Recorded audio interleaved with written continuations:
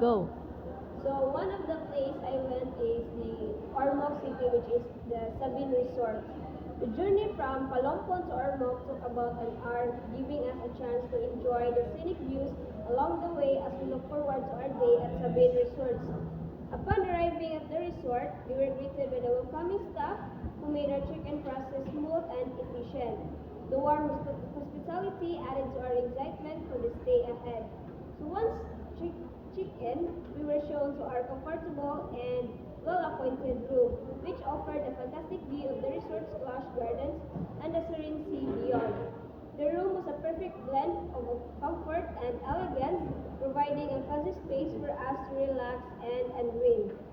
After settling in, we explored the resort and took in the beauty of the surroundings. The lush gardens, sparkling pool, and breathtaking views created an atmosphere of tranquility. We spent the days enjoying various activities together, swimming, lounging by the pool, and strolling through the gardens, all while soaking in the peaceful ambience. The combination of the scene, 1 hour drive, the seamless check-in experience, and the luxurious amenities of Sabine Resorts made our family bonding trip truly a memorable, allowing us to create lasting memories in a beautiful setting.